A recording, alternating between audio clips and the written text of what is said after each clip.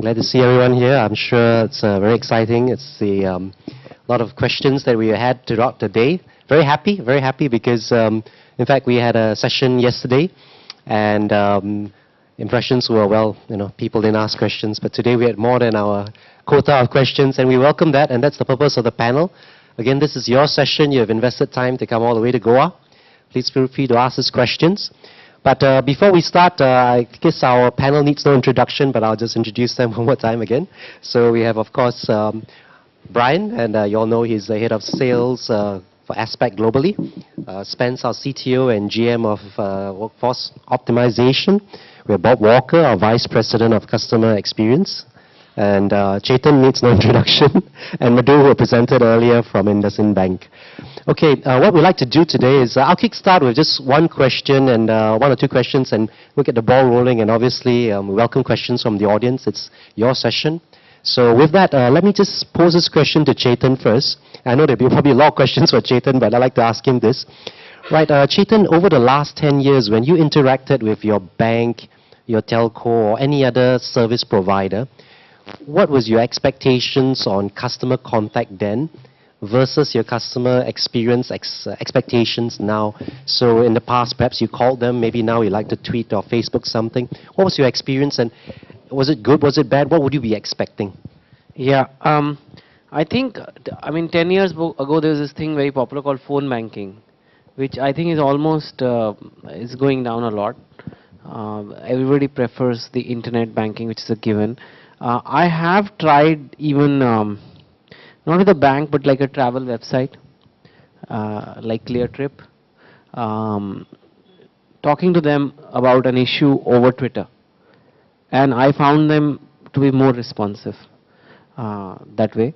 And I think, I don't know if the other banks are doing it that much, but I think it's going to increase because Facebook, Twitter, if your bank can come to your Facebook and Twitter and be literally your friend, in Facebook, I think that's something I haven't seen much, but I think if that happens, it'll be good.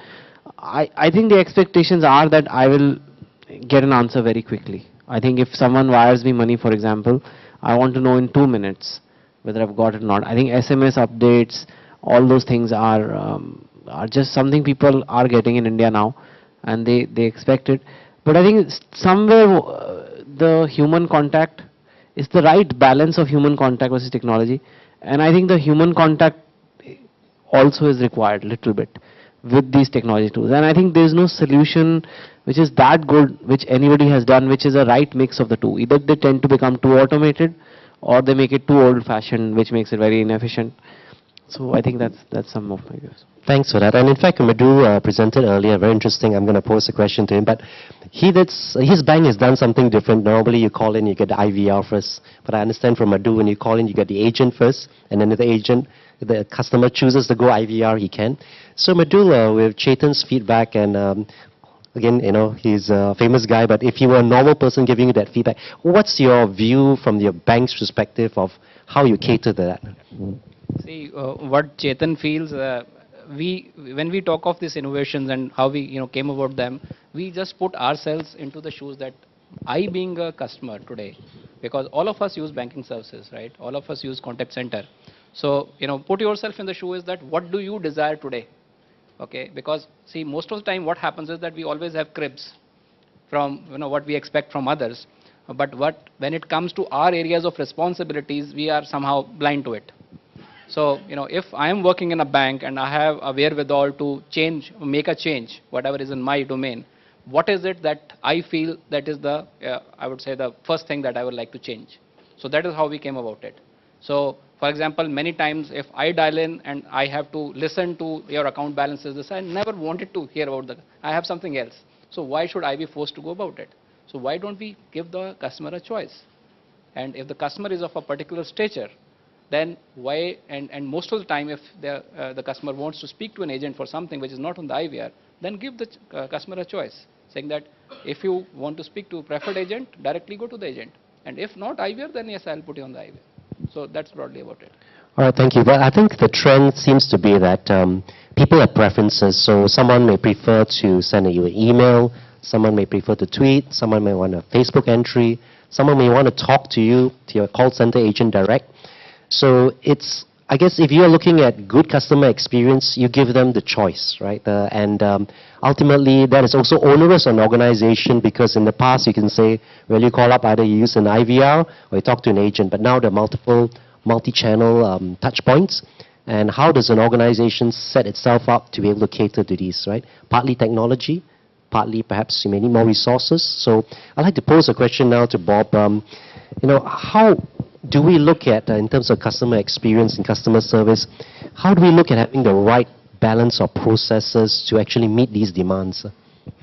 Good question, and a lot of it ties back to what they just said. The very first point you need to start out with is, particularly in social media, you need to understand your brand, how you defend your brand if there's an inquiry, what type of media, what type of skill set do you need. These are processes you have to think of before you implement the technology. Do you want to use this type of media to not only protect your brand, but also to build your brand? What type of content will you allow your contact center or your media person? What type of security? What type of skill sets do you need? So you have to start with building your processes around your brand, around the things you want to convey, because this is a new frontier for all of us in terms of social. It's not one-to-one, it's one-to-public. And so anything that goes out, I know that's not unique, I've heard that said many times, but it's so imperative that you have the right content provided to the social media so that your brand is protected. Thanks. And there was an earlier question as well to Brian, and it was a question on ROI. So it's good, right? We want to be everything to everyone, right? To some extent, right? However, having said that, then there's an investment involved, right? In order to actually cater to the multi-channel, cater to the different customer touch points, there might be an investment required. So we talked a bit earlier about ROI in terms of keeping the cost down in infrastructure. But how about the ROI in terms of, yeah, you have to spend some money, but then at the end, it gives the organization the benefit of having extra revenue. So I'll pose that question to Brian, whether there is any customer that he could cite that has seen the benefits of investing more into having excellent customer service and reap the benefits from that in terms of ROI. So test.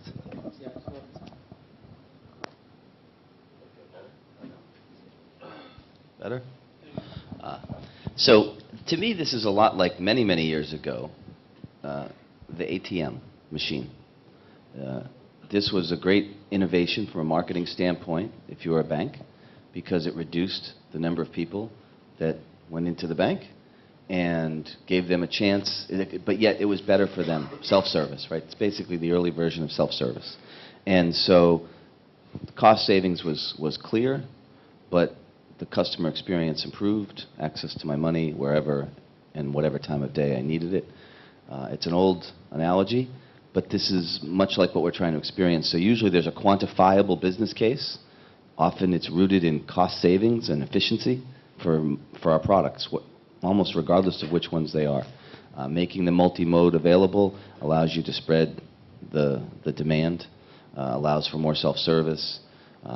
Obviously, when you move into the optimization products, the business case is usually very clear, as we talked about earlier. So that's, again, the nice thing about our products is usually they're very quantifiable and short-term ROI. On the other hand, the real value, I think, in the longer term is creating that differentiated customer experience. A little bit harder to quantify exactly what that does in terms of loyalty. Sometimes you can quantify it in a relatively short time because you see more visits by the customer, and therefore you can quantify more sales, or you'll see better loyalty from a customer, or you might see the average size of a transaction increase because you're able to cross-sell and upsell. And a lot of that has to do with bringing information to the agent so that they have more perspective as they engage, especially if it's a retail selling type environment. So, there's a lot of different ways to quantify the ROI. Combining a few is usually the true reason you're making the investment, but sometimes just one of the benefits on the cost saving side or the increased sales side is all you need, and a bunch of other good things are going to happen. You just don't have to quantify at the moment. Thanks, Brian. And I think we were just talking yesterday about the tip of the iceberg. So you have your customers, multiple customers coming into the organization, perhaps through social media, multiple channel, going through your contact center.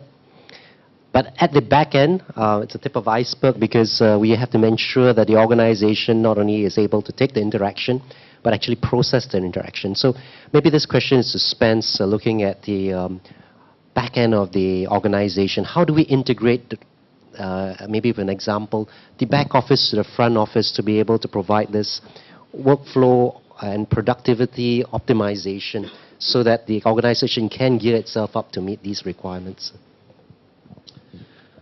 Tip of the iceberg is very true. That the estimates that I've heard from analysts for back office opportunities, the number of seats in the back office compared to front office is 3x to 10x. So we're talking about potentially a billion plus market size. I think it's very important that the integration that we provide enables just what Brian was just saying in terms of enabling information to flow through the enterprise and to the edge of the organization. Sorry, pardon me. And made it available to the agents at the front office. So I don't think we have. I gave some scenarios earlier today about mortgage processing as a potential example, insurance as another example, where we're enabling business processes through unified communications capabilities and our routing capabilities within our products. Thanks, Spence. Yep, Brian. I think where the business case for a lot of those, is this on? Yes. The business case for a lot of the back office tie-ins is going to be in the proactive notification. By letting a customer know that the process is working, it's flowing, and we've reached the next milestone that they expected to reach, and doing that with a notification via SMS or something like that, that's going to reduce the phone calls into the contact center to check the status. The customer will be happy. The cost savings will be clear. There's clearly a lot of opportunities for that type of notification. I gave the healthcare scheduling example earlier, but there are many more in every vertical. All right, rather than me asking further questions, right now I'd like to throw it open to the floor. I'm sure you have questions to ask anyone of the panel. I would moderate it, but are there any questions from anyone in the audience to any of us here? Yes, this is for the mic. I know some of you didn't want to use the mic because you think we can hear you. We probably could, but some of your colleagues and counterparts sitting in the audience may not. So please use the mic if you have a question. Yeah, I have a couple of questions. One was on the IVR. When we were sorry, I think it raised the volume or... Yeah. Hello? Yeah, we can hear you. Yeah, okay. So on the IVR, when we were talking about, when Chetan was mentioning about to have a blend of human touch and the technology. That's what I understood when he said that. For example, what about having something called My IVR? Maybe each and every customer when calls up, so he can actually have his own tree, IVR tree, based on his product or whatever portfolio. Say, for example, I can have my own menus that can be coming up. Or rather, I would call it as a kind of a dynamic IVR, right? Based on my previous interactions and so on and so forth. Does Aspect is working in that direction? But though it would be definitely resource intensive, but I would treat in our organization we treat IVR channels as IVR agents.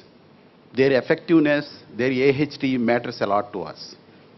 So I can bring in more productivity if I use them optimally. For example, rather than giving them the messages, various tree elements, see, if I reduce the number of announcements there, I would be able to make my IVR more productive.